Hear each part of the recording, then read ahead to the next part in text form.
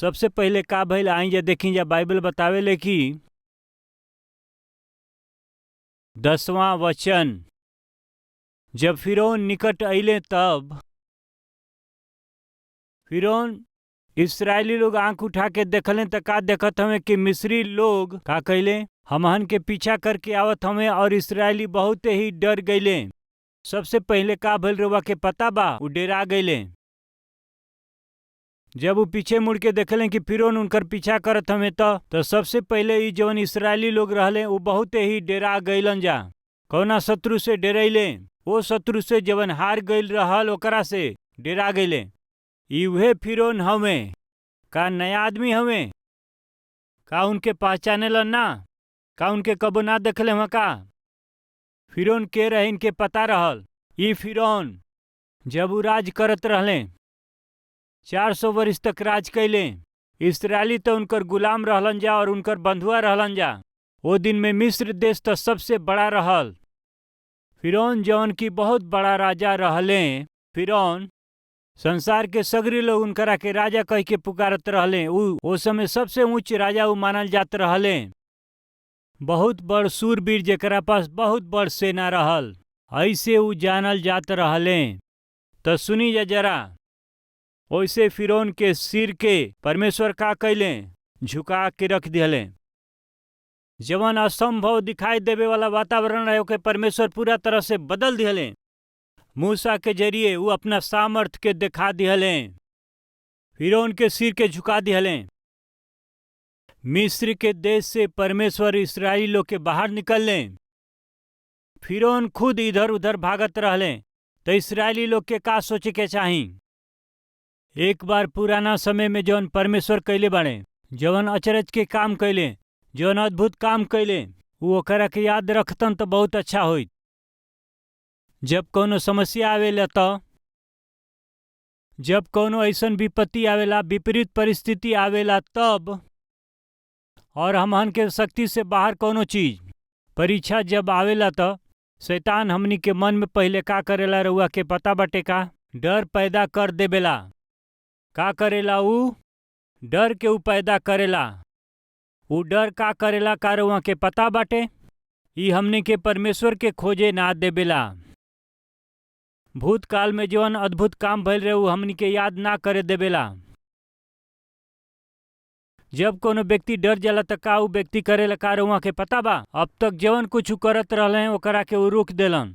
यदि रउआ झाड़ू लेके अच्छा से साफ सफाई करत हई त और अचानक कोनो भयानक आवाज आ जाले तो रउआ कहाँ जी? तो सबसे पहिले का करेला? झाड़ू नीचे फेंक देला। यदि रउआ चैन से सुतत तनी और केहू अचानक तोहरा के डरवा दे तो का करेला? घबरा के उठ जाली। यदि समान रूप से हमनी में डर आ जाओ तो सबसे पहिले का होला? जौन काम रउआ करत रहली वो काम के रउआ ना कर पाइब। जब वो यात्रा करत रहले वो यात्रा करत समय में यानी प्रतिज्ञा के जवन देश परमेश्वर देले रहले ओकरा के लेत समय जब शत्रु पीछा करत रहले तो ई सब लोग डेरा गईल। बाइबल में 365 ऐसन एगो वचन बाटे कि उ एगो ही बात लिखल बा, मत डर। कितना बार? 360 बार नहीं, बाकी 365 बार। साल में कितना दिन होखेला? 365 दिन, बाकी 4 साल में एक बार लीप ईयर भी आवेला। परमेश्वर कितना सटीक बने जरा सोची जा। साल भर में उ एक बार लीप ईयर आवेला, ओकरा के भी ना छोड़ले। ओकरा के भी कहले कि डर मत। ओकरा खातिर भी प्रभु कहले डेरा जा मत।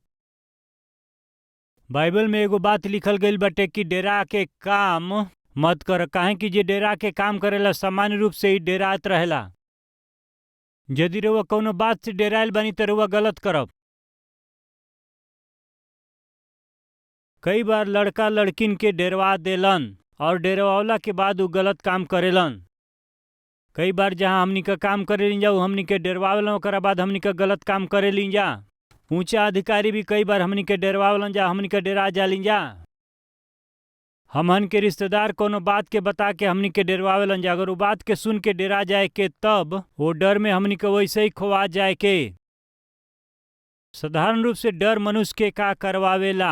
आदमी परमेश्वर के बारे में अनजान होला और डर का करवावेला शैतान के सामने तुरंत घुटना टेकावेला। डर का करावेला सामान्य रूप से परिस्थिति के सामने हमनी के झुका देवेला। सबसे पहले फिरौन पीछा करत हमें, यही से जब ये बात के इस्राएली लोग के पता चलल तो सबसे पहले उ का कैले, उ डेरा गईले। परमेश्वर हमनी के भय के आत्मा निखन देलन, बाकी प्रेम के, सामर्थ के और संयम के आत्मा उ हमनी के देले बाड़े। यही से हमनी के डेराए के जरूरत नहीं के। जौना शत्रु के रउआ देखत हई उ तो हारल एगो शत्रु हवे। फिरौन 10 बार हार चुकल बाड़े, एक बार नहीं 10 बार उ हार चुकल बाड़े। शैतान आज तक परमेश्वर के सामने उ एकहु बार भी आज तक जयवंत ना हो पावल बाटे। शैतान का परमेश्वर के ऊपर जयवंत भइल बाटे। आज के दिन रउआ जीवन में जौन भी परेशानी और मुश्किल बाटे, चाहे कोनो कष्ट होके, परेशानी होके या विपत्ति हो सकेला, यदि शैतान तोहरा जीवन में के लियाइल बाटे, यदि रउआ परमेश्वर के आधार बनाइला और परमेश्वर पर रउआ विश्वास करिला, तब शैतान का रउआ पर जय पावल असंभव बाटे। काहे कि जे लोग परमेश्वर पर विश्वास करेला, भरोसा रखेला, उनकरा के उ कबही भी ना हरा सकेला। का हमनी के बीच में केहू बाटे जे डेरात बा कोनो भी चीज से या कोनो व्यक्ति से या कोनो कारण से? रउआ डेरात हई। यदि रउआ ऐसे डेरात हई त रउआ अपना आशीष के खोआ देब, रउआ विजय के खोआ देब, रउआ शांति के खोआ देब, रउआ तंदुरुस्ती खो देब। सबसे पहले डेरा मत जाई। हमहन के केहू से डेराए के जरूरत नहीं के। का कारण बा जानत हई? ये संसार में बा ओकरा से भी, ओकरा से बढ़ के भी परमेश्वर रउआ में बाड़े। रउआ के जवन डराए वाला शैतान बाटे, ओकरा से बढ़ परमेश्वर रउआ में बाड़े। कैसे डरे के बा? हमारा पास एगो छोट कुत्ती बिया, बहुते छोट। यदि हाथ में उठेब तो 1-2 किलो के बस होखी, बस इतने। वैसे हम अपना कलवरी टेम्पल के सुरक्षा खातिर हम लोग कई गो कुत्ता रखले हैं जा। जर्मन शेफर्ड बा, रॉट व्हीलर बा, साइबेरियन हस्कीज हमें। ई बड़ और शक्तिशाली होखेलन। जब हम चल के जाइला त ई छोटकी जवन बाटे कुतिया हमारे साथे चलेले, जमीन से आधा फीट के छोट से कुतिया हउए। जब वो हमारा साथ में चलेले तब, और यदि सामने से कोनो जर्मन शेफर्ड या कोनो शक्तिशाली भी गुस्सा से भरल अगर रोट व्हीलर भी होखे त यदि वो थोड़ा भी गुरालन या जवन कुछ भी करी हैं त जरा से भी उ लोग आवाज करिहन त ई छोटकी चुपचाप ना रह सकेले, तुरंत उन्हन लोग पर गुराए लागी। हमार मालिक हमारा साथे खड़ा बनन और तुहन लोग ऐसे गुरात हो जखा। ये सोच के जब वो हमला करेली तो हमरा के बहुत टेंशन हो जाला। ऐसन काहे? कि मालिक पर भरोसा बाटे। वो आगे बढ़ेले और आगे बढ़ के फिर पीछे हमके देखेले, पीछे मुड़ के फिर हमके देखेले कि हमार मालिक यहाँ बाड़े कि ना।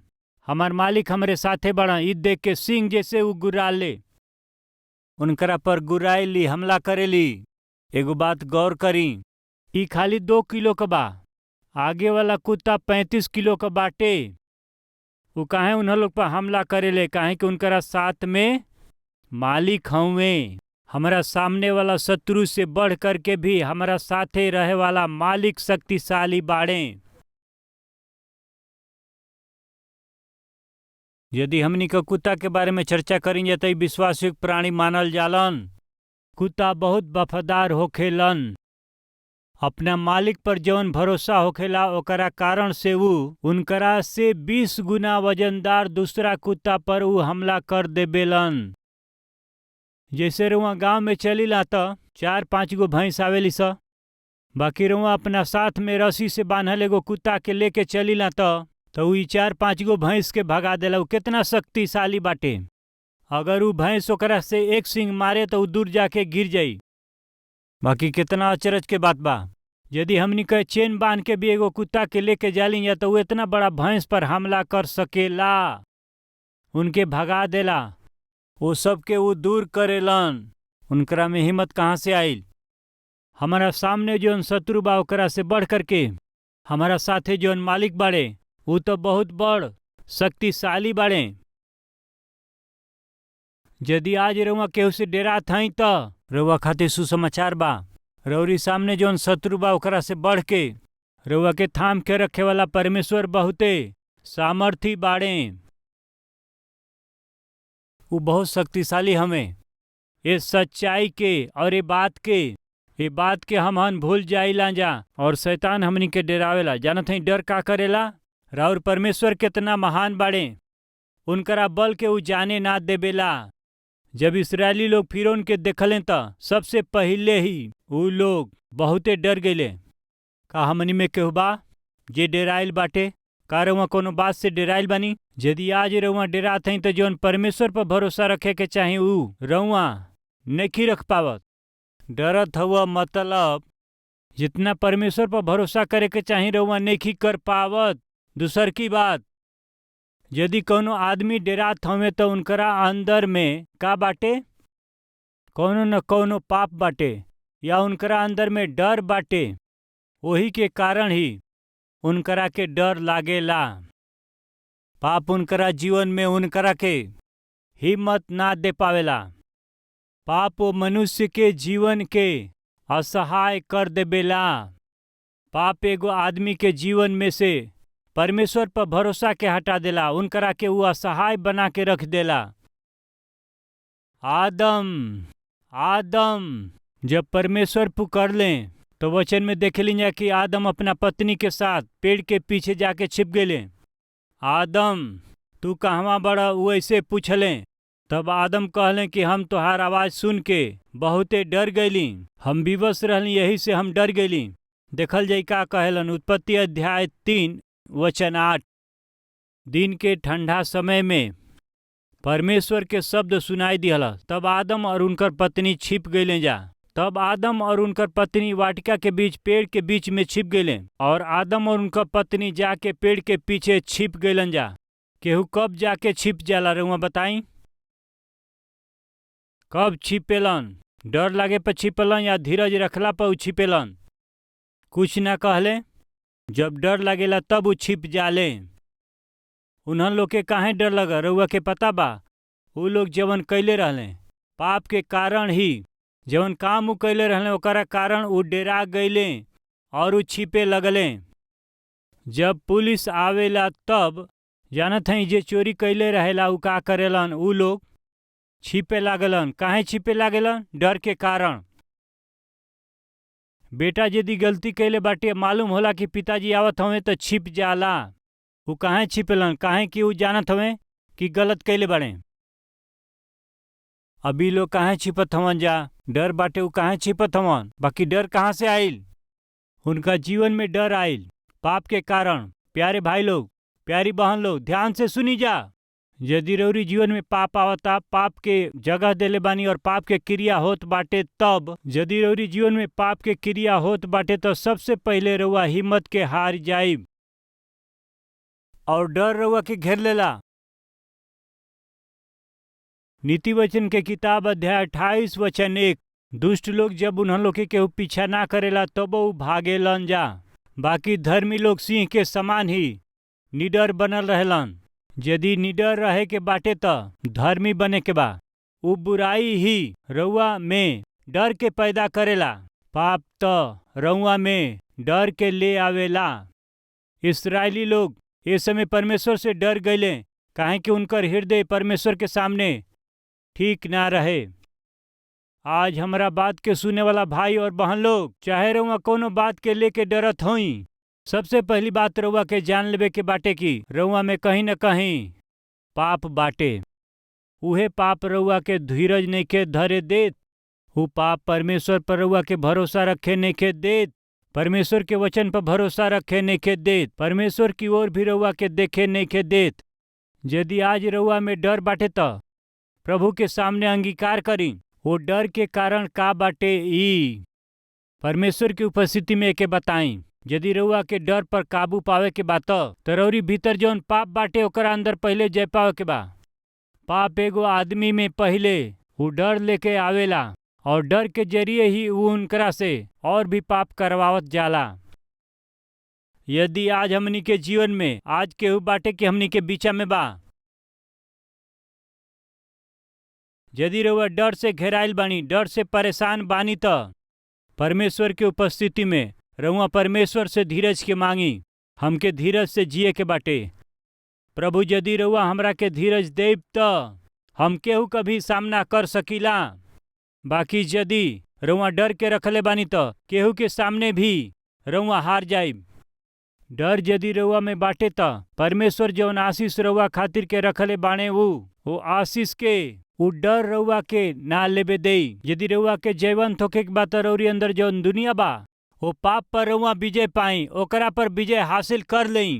परमेश्वर रउआ पर कृपा करी, प्रार्थना करी त अच्छा होई। दूसर की बात, जब डर रउरी अंदर आ जाला और रउआ के उ घेर लेला तब मूसा अच्छा काम कैले। जानत हई उ का कैले? उ तुरंत प्रार्थना करे लगले। आई जा देखल जा अध्याय 14 में वचन 10 के।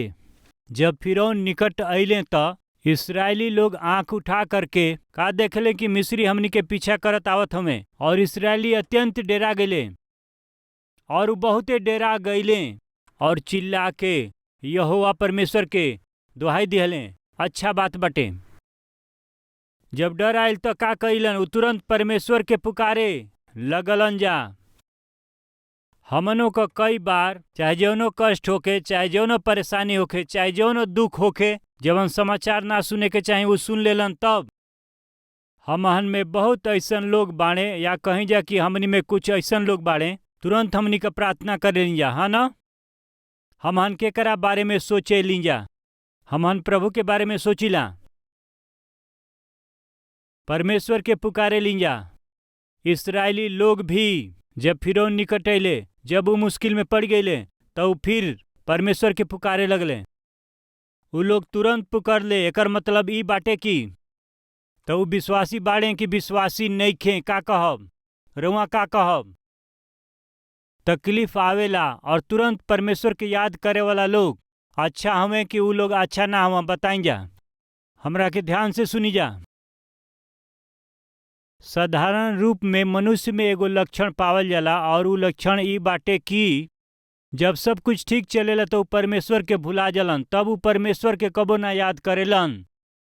बीमारी नइखे तो डॉक्टर भी रउआ के ना याद हई। वैसे ही यदि रउआ के कोनो समस्या नइखे तब रउआ कोनो तरह से परमेश्वर के ना याद करब। जानत हई,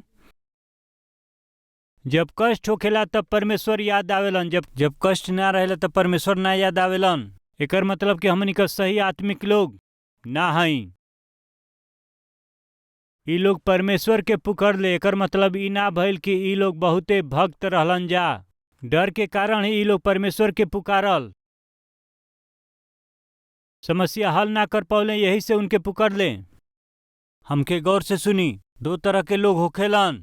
पहला, जे परमेश्वर से हमेशा बात करेला, जे हमेशा अपना जीवन में हमेशा प्रार्थना करत रहेला, रोज उ प्रार्थना करत रहेलन। और दूसर लोग के बाटे जब तकलीफ आवेला तब उ प्रार्थना करेलन, समस्या आइला पर ही प्रभु से प्रार्थना करेलन। कोनो विपत आई तब घुटना टेकी हैं, ओकरा बाद घुटना ना टेकी हैं। हम पूछत हई रउआ में से कितना लोगन के कितना समय हो गई जब रउआ घुटना टेकले रहली? एकरा बारे में रउए के पता बाटे। घुटना टेकले रउआ के कितना समय हो गई, जरा सोची। बहुत लोग अपना आदत के कारण घुटना के टेकेलन। कुछ लोग निश्चित रूप से घुटना टेक के सवेरे में प्रार्थना करे वाला बाड़न जा। दानियल अपना नियम के अनुसार ही दिन में 3 बार घुटना टेक करके प्रार्थना करत रहले। तकलीफ आवे से प्रार्थना करते रहले। मुश्किल में प्रार्थना करो का तो कैसन प्रार्थना करते रहले? ई उनकर आदत रहे। परमेश्वर से बात कइल, परमेश्वर के उपस्थिति में बनल रहल, ई उनकर आदत रहल। हमहन के चाय पिए के आदत बा, कॉफी पिए के आदत बे। कुछ लोगन के टीवी और सीरियल देखला के आदत होला। कई लोगन के सिनेमा देखला के आदत बा, त कई लोगन के सिगरेट पियला के आदत बा, केहू के शराब पिए के आदत होखेला, त केहू के घुमला के आदत। बाकी परमेश्वर के लोगन के प्रार्थना कैला के ही आदत होखेला। जेके सिगरेट पियला के आदत बा, जब तक सिगरेट जरा के उ ना पी ले, इंसान जैसे ना रही हैं, सोचलन कि धुआं के खींची हैं। हाँ, टीवी सीरियल के जे लोग आदि बाटे, अगर तुरंत करंट चल जाई तो उ ओकरा के सहन ना कर पाई हैं, रिमोट लेके पटक देबेलन। जितना लोग के सेलफोन के आदत बाटे और बैटरी डाउन बाटे और चार्जर नइखे मिलत, तब का करिए? उ लोग तो बिल्कुल पागल हो जालन जा। बाकी आत्मिक जीवन खातिर गौर से सुनी, हमहन के भी कुछ आदत होखे के चाही। ओमा से एगो आदत हो सकेला प्रार्थना कईल। प्रार्थना कईला के आदत होखे के चाही। आई जा देखी जा दानियल के किताब अध्याय 6 वचन 10 के पढ़ल जाई। जब दानियल के मालूम हो गईल कि उ पत्र पर हस्ताक्षर कर दिहल गईल बाटे, तब और उ अपना घर में गईलन और अपना रीति के अनुसार ही, जैसे मतलब कि जैसे उ करत रहले वैसे, जैसन उनकर रीत रहे। एकर मतलब का भइल? हमेशा बस अपना समय पर आ जावेले, जैसे ट्रेन अपना समय से हर समय आवेले।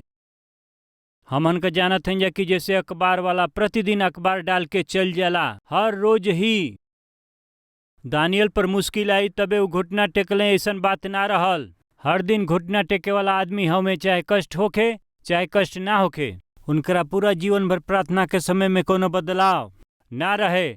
आज हमार सवाल बाटे, यदि हमनी के जीवन में परेशानी आवेला, मुश्किल आवेला, तकलीफ आवेला, तब हमनी के प्रार्थना करे वाला आदमी हई जा, तब ही हमनी के सुधरला के समय बा।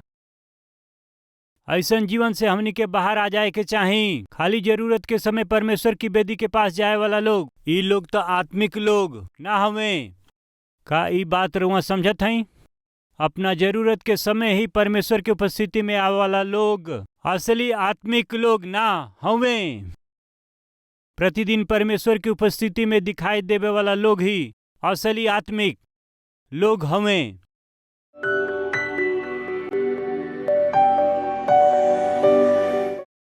महापवित्र पिता, हमहन जैसे हई जा वैसे ही रउआ के हाथ में हमनी के सौंपत हई जा। हमहन में से भय के आत्मा के दूर कर देई। हमनी में जौन डर बा ओकरा के दूर कर देई। ओकरा कारण हमनी के जीवन में जौन गलती बा, जौन पाप बा, ओकरा के दूर कर देई। हम और हमनी के सब जौन करत आवत हई जा और कैले बानी जा, शरीर के उ गंदा काम के हमहन के जीवन से पूरा रीति से दूर कर देई। धर्मी जन तो जवान सिंह के नाई ही वो निडर रही हैं, उ शेर की जैसे हुई हैं। यह रउआ वचन कहेला, वही हिम्मत के आज के दिन से, यही समय से हमहन के रउआ दे देई। यीशु मसीह के नाम से प्रार्थना करत हैं पिताजी, आमीन।